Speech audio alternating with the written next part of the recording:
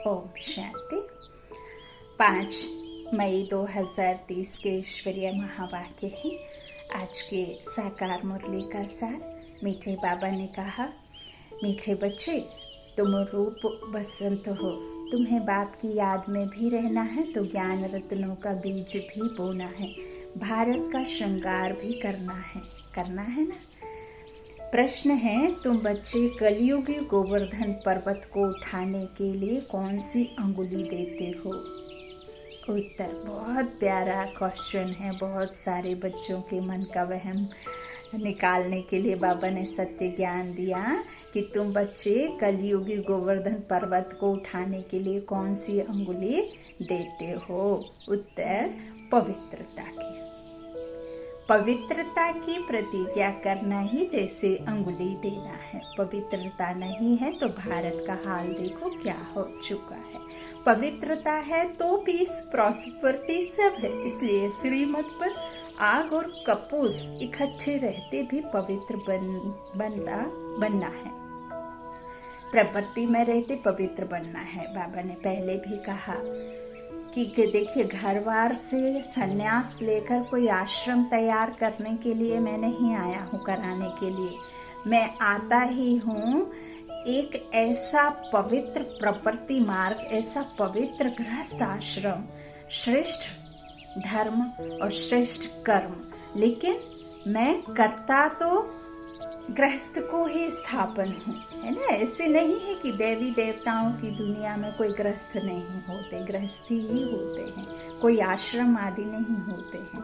बाबा कहते प्रवृत्ति में रहते पवित्र बनना, घर बार का संन्यास नहीं करना है। वो तो यहाँ का हठ योग है जो आपको नहीं करना है। गीत है, आने वाले कल की तुम तकदीर हो। आत्माएं जो परमात्मा के या इस पवित्र दुनिया को स्थापन करने के कार्य में अपनी अंगुली दे रहे हैं पवित्रता को रखकर। क्योंकि देखिए, बाबा ये भी कहते हैं कि जो दुनिया में अभी पवित्र आत्माएं हैं ना, जिन्होंने पवित्रता का व्रत धारण किया है, जो घर से बाहर हैं, वह अभी जो दुनिया टिकी हुई है ना, उसके सहयोगी हैं। क्योंकि पवित्रता है तो दुनिया भी है। अच्छा, ओम शांति। माताओं ने, सभी सजनियों ने यह गीत सुना। कौन सा? आने वाले कल की तो तकदीर हो। बच्चे जानते हैं इस भारत की तकदीर में लकीर लगी हुई है। किस द्वारा लगी है? 5 विकारों रूपी रावण द्वारा। अब फिर तुम बच्चे भारत की तकदीर बना रहे हो। तुम हो शिव शक्ति माताएं। जब ज्ञान सागर आते हैं तो माताओं के ऊपर कलश रखते हैं, क्योंकि माताओं को, बहनों को, नारी शक्ति को तार तार कर दिया। और परमात्मा देखो उन्हीं माताओं को सबसे आगे रखते हैं। राम सीता नहीं, सीता राम, राधे कृष्ण, लक्ष्मी नारायण, है ना। बाबा कहते हैं कि सबसे पहले माताएं, है ना। शिव पार्वती नहीं, पार्वती, लेकिन शिव पहले उसमें आता क्योंकि शिव श्रेष्ठ है ना। परमात्मा ही श्रेष्ठ है ना, इसीलिए शिव शक्तियाँ कहते हैं, है ना। शक्तियाँ शिव नहीं कहते हैं, है ना, क्योंकि वो एक है और वही सर्वोच्च है, वही सर्वोच्च सत्ता है। बाबा कहते हैं तुम हो शिव शक्ति माताएं। जब ज्ञान सागर आते हैं तो माताओं के ऊपर कलश रखते हैं। तुम बच्चे जानते हो हम भारत की तकदीर बनाने, अर्थात भारत को स्वर्ग बनाने वाले हैं। देखो, यह रूहानी पढ़ाई रूह पढ़ती है, रूहानी बाप निमित्त के द्वारा पढ़ाता है। तो आपको इतना शौक होना चाहिए कि आप ऐसा लगे जैसे मैंने 3 टाइम का भोजन मिस कर दिया है। यदि आपको परमात्मा का ज्ञान ना मिले तो ऐसे सोचना, निमित्त कोई भी हो, लेकिन आपको यही सोचना है कि मैं तो परमात्मा ज्ञान में हूँ, है ना। अच्छा, तो बाबा कहते हैं भारत की तकदीर बनाने, अर्थात भारत को स्वर्ग बनाने वाले हैं। तुम बाप की सेना हो, बाप के घर की शोभा हो। ओ बाबा, माँ बाप के पास बच्चा नहीं होता है तो घर जैसे सूना लगता है कि नहीं। अब यह दुनिया सूनी सूनी लगती है। अब तुम बच्चे इसको स्वर्ग बनाने वाले हो। बाप कहते हैं मैं तुम माताओं का गुलाम हूँ। ओ बाबा, ओ बाबा, यही बेहद के बाप की जो सेवा है, वो सेवा मन के अंदर खुशी के आंसू रोकने ही नहीं देती है। एक पिता अपने बच्चों को ये कहे कि मैं गुलाम हूँ। लौकिक में भी यदि एक पिता बच्चों के आगे हाथ जोड़ करके नीचे बैठ जाता है तो मानो ये सहन नहीं होता। लेकिन यहाँ देखो, बाप कहते हैं मैं तुम माताओं का गुलाम हूँ। ओ बाबा, शुक्रिया शुक्रिया शुक्रिया, मेरा भाग्य, शुक्रिया।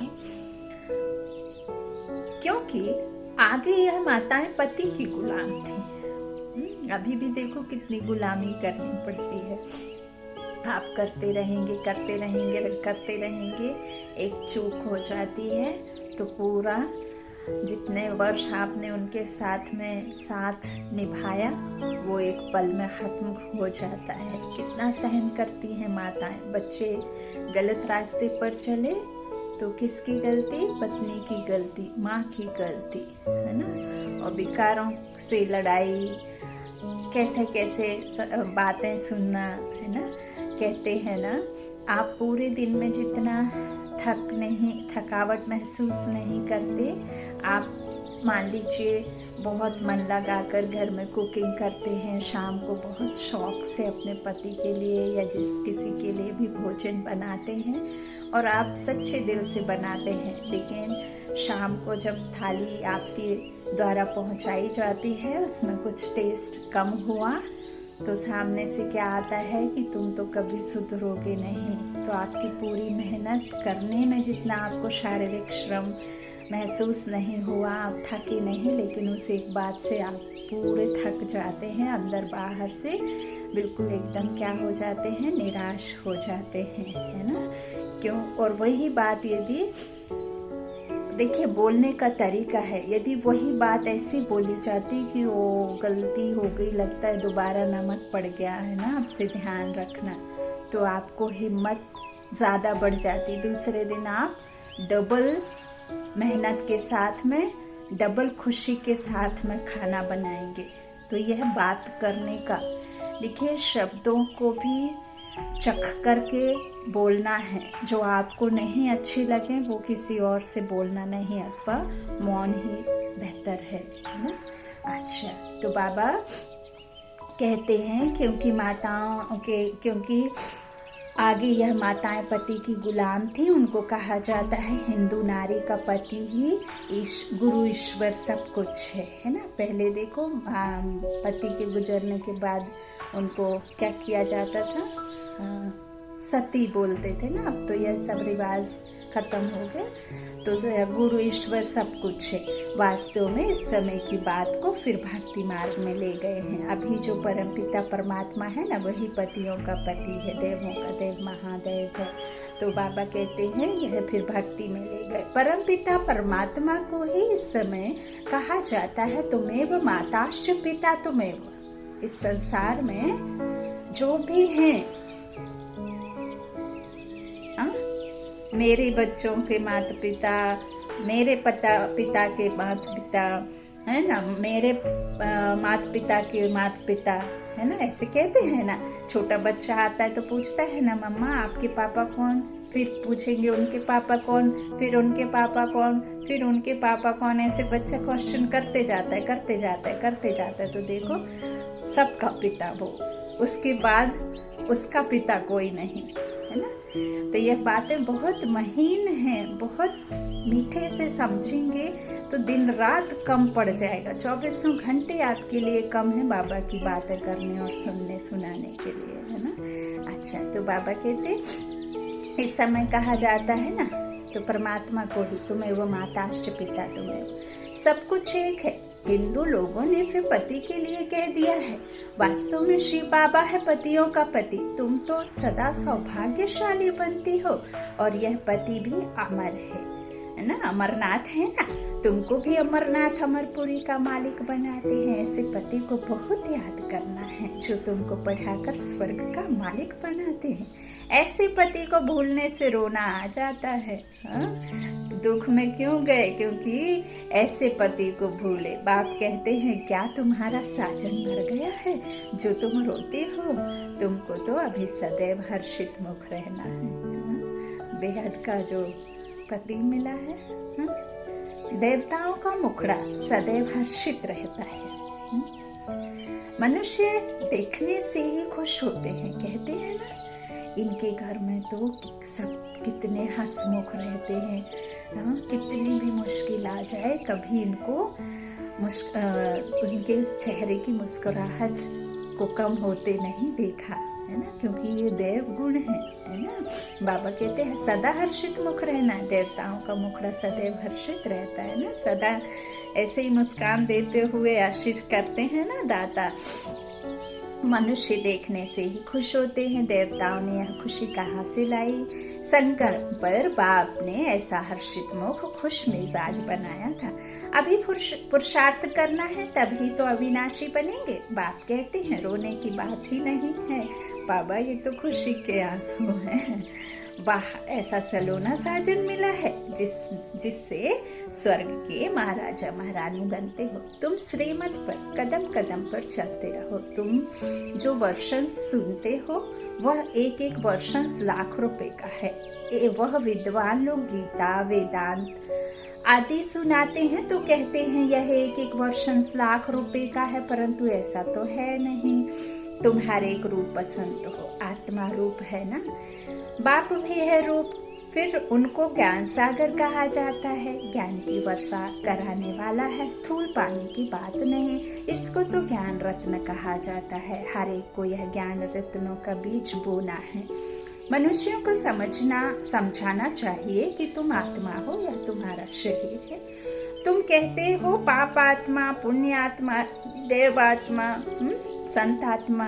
बाबा कहते हैं पाप आत्मा पुण्य आत्मा नहीं कहते हो। सॉरी, बाबा कह रहे हैं कि तुम कहते हो पाप आत्मा पुण्य आत्मा, परमात्मा पाप आत्मा नहीं कहते हो, पुण्य परमात्मा नहीं कहते हो, है ना। ऐसे कहते हैं क्या? नहीं ना।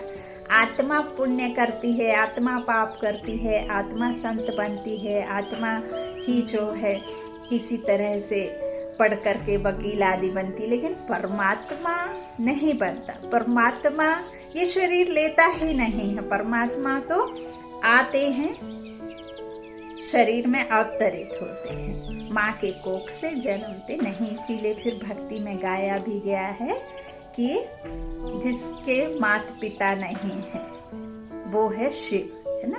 तो इस तरह बाबा कहते हैं यहाँ गलती होगी। तुम कहते हो पाप आत्मा पुण्य आत्मा, पाप परमात्मा पुण्य परमात्मा नहीं कहते हो। इससे सिद्ध है परमात्मा सर्वव्यापी नहीं है। नहीं तो जैसे ही भगवान को याद करते हैं बुद्धि ऊपर की ओर क्यों जाती है? बुद्धि आपके नीचे जाती है क्या? कि जब भगवान को याद करते हो तो कहते हो ऊपर वाला जाने, ऊपर ही रहता है ना। तो बाबा कहते हैं, लेकिन फिर क्या कह दिया?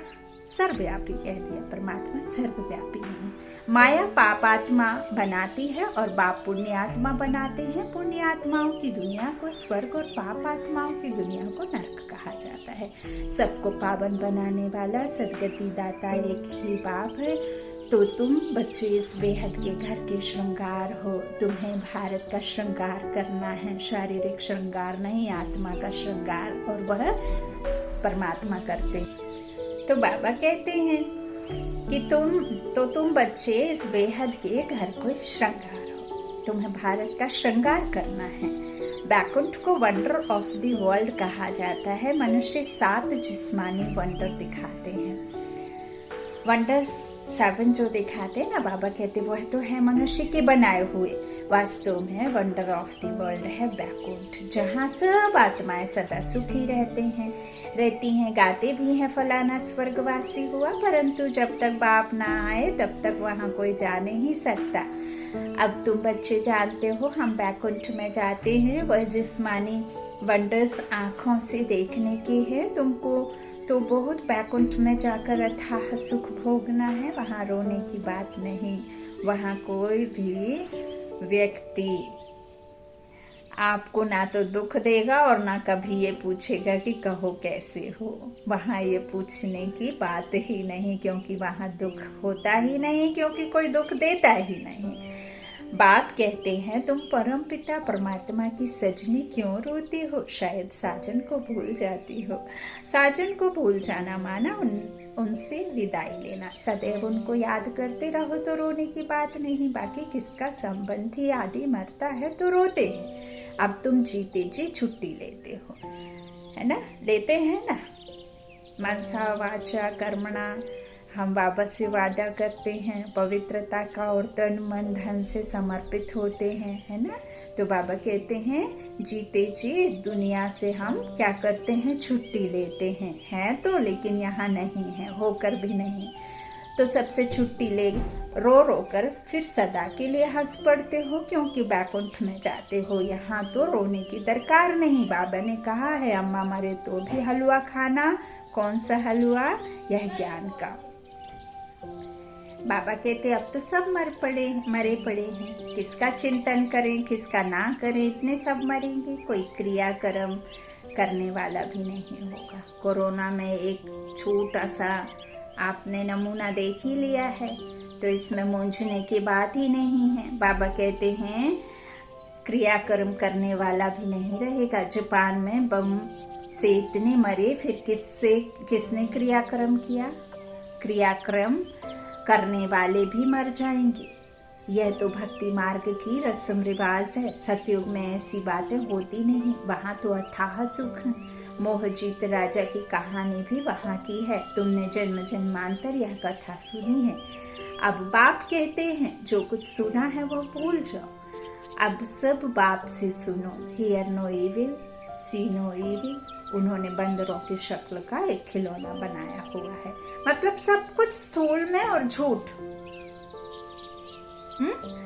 बंदर यदि नहीं देखेंगे बुरा, नहीं कहेंगे बुरा, नहीं करेंगे बुरा, तो क्या दुनिया में अच्छा होने लग जाएगा? ये तो हम मनुष्यों की बात परमात्मा ने कही है। हम मनुष्य आत्माओं को ना बुरा देखना, ना बुरा सुनना, ना बुरा कहना, है ना? तो फिर उन्होंने क्या किया? पूंछ किसकी होती है? जानवर की पूंछ होती है, या हमें कोई नहीं पूंछता तो हम गुस्सा हो जाते हैं? तो पूंछ किसकी हुई? जानवरों की या मनुष्य आत्माओं की? सेंटर में कुछ प्रोग्राम शुरू होने वाला है। ब्रह्मा भोजन होना है, या कोई बहुत बड़े कोई बाबा के बच्चे योगी आए, राजऋषि राजयोगी, तो उनके वेलकम के लिए एक 4-6 भाई बहनों का नाम सिलेक्ट किया, लेकिन आपका नाम नहीं आया। तो आप गुस्सा होके सेंटर जाना बंद कर देते हैं। तो पूंछ बंदरों की या जानवरों की नहीं, पूंछ हम मनुष्य आत्माओं ने अपनी, और सब झूठ में ले गए, है ना? तो बाबा कहते हैं उन्होंने बंदरों की शक्ल का एक खिलौना बनाया हुआ है। Talk no evil, see no evil, क्योंकि इस समय मनुष्य बंदर से भी बदतर है। जो सुनाओ सत्य करते रहते हैं। दुनिया में जिसने जो कहा मान लिया, लेकिन जो सत्य है उसे मानने तैयार नहीं, क्योंकि विकारों को छोड़ना है ना। कैसे समझेंगे, कैसे छोड़ेंगे? बाबा कहते हैं बच्चे ग्लानि की बातें मत सुनो।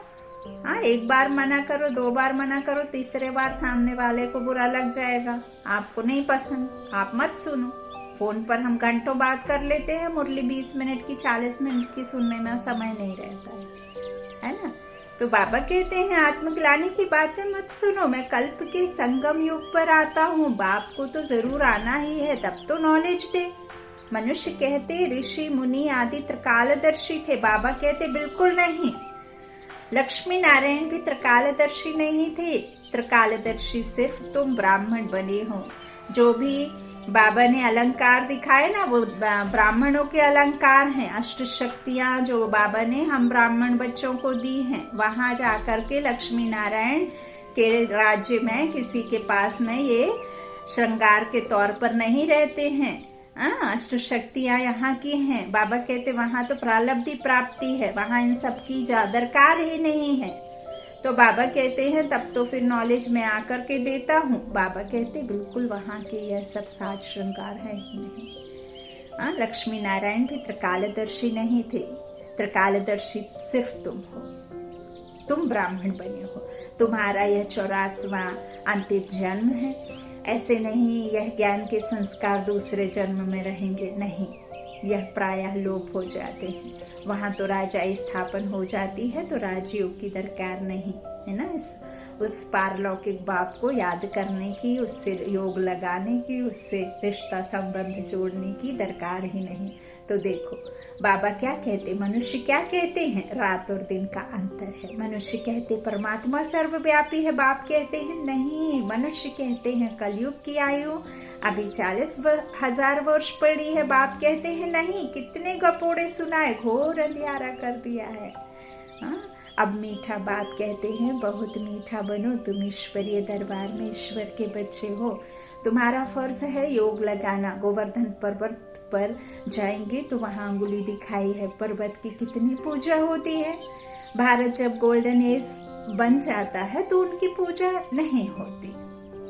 तो यह अंगुली है तुम्हारी निशानी। पवित्रता की प्रतिज्ञा करना जैसे अंगुली देना है भारत को सैल्वेज करने के लिए।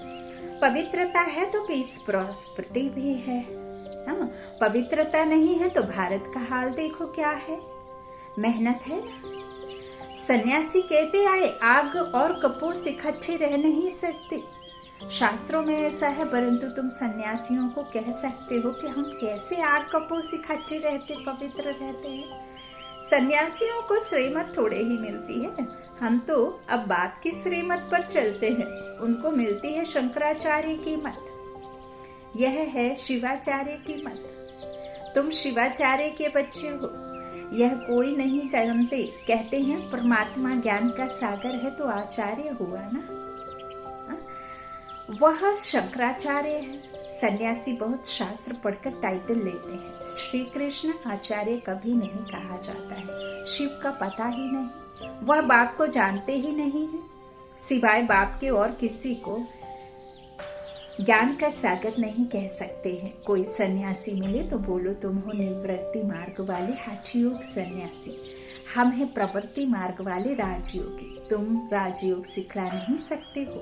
तुम हो रजोगुणी, क्योंकि शंकराचार्य आते ही हैं द्वापर में। तुम्हारा है हठयोग कर्म संन्यास। वास्तव में कर्म संन्यास तो होता ही नहीं है। अब तुम बच्चों को डायरेक्शन ही कुछ और मिलता है। मनुष्य चाहते हैं शांति में रहें। बोलो अच्छा, अपने को इस इनऑर्गेन्स से डिटैच कर दो, परंतु सिर्फ डिटैच करने से ही फायदा नहीं होगा। देखिए, संकल्प शून्य हो ही नहीं सकते, क्योंकि आपने इस शरीर को लिया है, इस जीव को आत्मा ने पहना है। तो संकल्प तो जब तक आत्मा और शरीर अलग नहीं हो जाते तब तक आप नहीं होते, जीरो, है ना। तो आप कितने भी क्रिटिकल सिचुएशन में हो, कितने भी भयंकर बीमारी से जूझ रहे हो, लेकिन संकल्प अच्छे और बुरे जरूर चलते हैं। तो बाबा कहते हैं डिटैच हो फिर मुझे याद करो तो विकर्म विनाश होंगे। लेकिन आपको जीते जी बाबा कहते हैं क्या करना है, श्रेष्ठ संकल्पों से भरपूर रहना है ना। तो उससे ही फिर कहा है कि जो ये 5 तत्वों की दुनिया बनी है उससे आपको बुद्धि से क्या करना है, भूलते जाना है ना। तो बाबा कहते हैं फिर इस तरह से डिटैच हो फिर मुझे याद करो तो विकर्म विनाश होंगे। शांति तो तुम्हारे गले का हार है। जिस शांति को तुमने मृग तृष्णा के समान, मृग के समान बाहर ढूंढा और उसके अंदर ही वो रहती है कस्तूरी मृग, तो वो ढूंढते रहता है क्योंकि उसको खुशबू आती है ना। तो तुम्हारा शांति तो गले का हार है। तुम आत्मा का स्वरूप ही शांत है। तुम शांति धाम के रहने वाले हो, शांति के सागर की संतान हो। तुम शांत हो, तुम शांत स्वरूप हो, तुम्हारा स्वरूप शांति है, तुम्हारे गले का हार शांति है। इसे बाहर मत ढूंढो, बाहर ढूंढोगे तो थक चुके हो, थक जाओगे, लेकिन आप नहीं ढूंढ पाओगे। अच्छा, हम आत्माएं मूल वतन में साइलेंस में रहती हैं, फिर सूक्ष्म वतन में है मूवी। यह है टॉकी स्थूल वतन। यहाँ हम छू सकते हैं, टच करके महसूस कर सकते हैं, देख सकते हैं, लेकिन मूल वतन में साइलेंस है और सूक्ष्म वतन में साक्षात्कार मूवी है, सिर्फ देख सकते हैं। अच्छा, तो तुम बच्चों ने साक्षात्कार किया है, बाबा ने जास्ती देखा है, मम्मा ने तो कुछ भी नहीं देखा, कभी भी ध्यान में नहीं गई। ज्ञान में कितनी तीखी गई, यह ध्यान की आश भी नहीं रखनी चाहिए। मम्मा देखो बिगड़ ध्यान के कितना आगे नंबर लेती है, पहले श्री लक्ष्मी फिर श्री नारायण।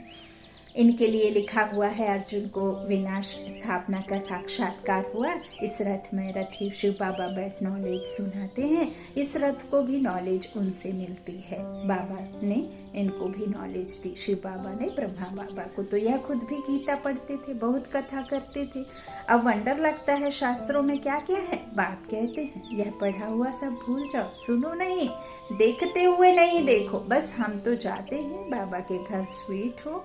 जब तक गाइड तथा लिबरेटर ना आए तब तक कोई जा नहीं सकता। पंडा और मुक्ति दाता तो एक ही बाप है, दुखों से मुक्त कर देते हैं, इसलिए उनको गति सदगति दाता कहा जाता है। वह है मनुष्य सृष्टि का बीज रूप, सुप्रीम सोल। निराकारी दुनिया है, आत्माओं के रहने का धाम। ऐसे नहीं कि ब्रह्म परमात्मा है, उसमें आत्माएं लीन हो जाएंगी। कितनी वंडरफुल बातें हैं। तुम्हारा 84 का पाठ अविनाशी है, यह कब मिट नहीं सकता। सृष्टि अनादि रची हुई है, सतयुग को नई सृष्टि कहा जाता है, अब है पुरानी सृष्टि।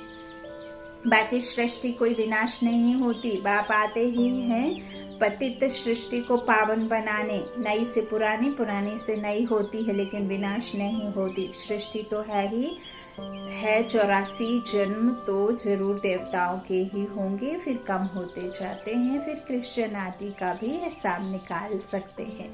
वास्तव में भारतवासियों की जनसंख्या बहुत होनी चाहिए, परंतु और धर्म में कन्वर्ट होने कारण कम हो गए हैं, नाम ही हिंदू रख दिया है। अब इतने हो गए हैं ना दुखी की क्या करें। जहाँ सुख की कामना रहती है, जहाँ उनको रास्ता दिखता है बेचारी आत्माओं को, दुखी आत्माओं को, परवश आत्माओं को, तो वो कन्वर्ट हो जाते हैं। है तो सबको सुख और शांति की आस है ना, तो वो तो अब जो है वही दे पाएगा। बाप कहते हैं मैं आता ही तब हूँ जब मुझे ब्रह्मा द्वारा देवी देवता धर्म की स्थापना करनी है, शंकर द्वारा विनाश। फिर जो स्थापना करते हैं वही पालना करेंगे, है ना। जिनको बाबा ने अभी स्थापना के कार्य में सहायक बनाया है ना, वही उनके द्वारा फिर पालना होगी। गांधी जी को भी जिन्होंने मदद की, मेहनत की, आज बहुत सुखी, वहाँ सुखी तो सब बनेंगे।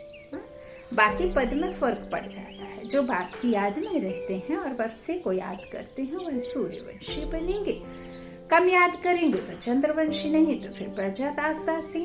आदि तो बहुत चाहिए ना, सिर्फ लक्ष्मी नारायण के या राम सीता के राज्य में राम सीता से थोड़ा ना चल जाएगा। प्रजा और प्रजा की प्रजा भी चाहिए। तो बाबा कहते इस तरह से बाप ने समझाया है।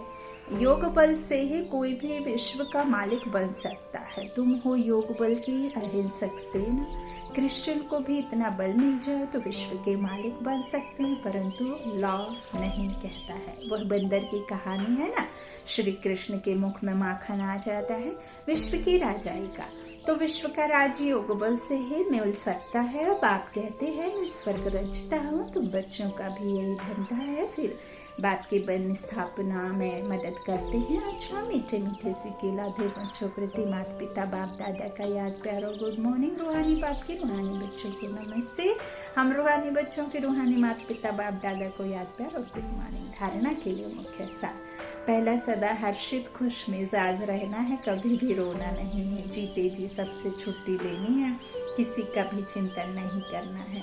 दूसरा, अपने शांति स्वधर्म में स्थित रहना है, ज्ञान और योग से तीखा जाना है, ध्यान की आश नहीं रखनी है। देखो हाँ, बाबा कितना सहज करते जाते हैं बच्चों के लिए। वरदान है यथार्थ श्रेष्ठ हैंडलिंग द्वारा सर्व की दुआएं प्राप्त करने वाले सर्व के स्नेही भव। जैसे बाप ने किसी भी बच्चे की कमजोरी को नहीं देखा, हिम्मत बढ़ाई कि आप ही मेरे थे, हैं और सदा बनेंगे, ऐसे फॉलो फादर करो।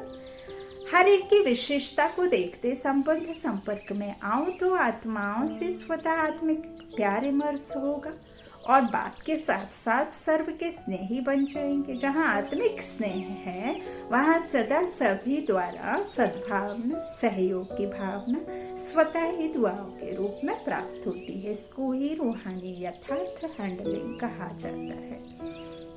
स्लोगन, अपने श्रेष्ठ संकल्पों की एकाग्रता द्वारा अन्य आत्माओं की भटकती हुई बुद्धि को एकाग्र कर देना ही सच्ची सेवा है। अपने श्रेष्ठ संकल्पों की एकाग्रता द्वारा अन्य आत्माओं की भटकती हुई बुद्धि को एकाग्र कर देना ही सच्ची सेवा है। अच्छा, ओम शांति, ओम शांति, ओम शांति। शुक्रिया, शुक्रिया।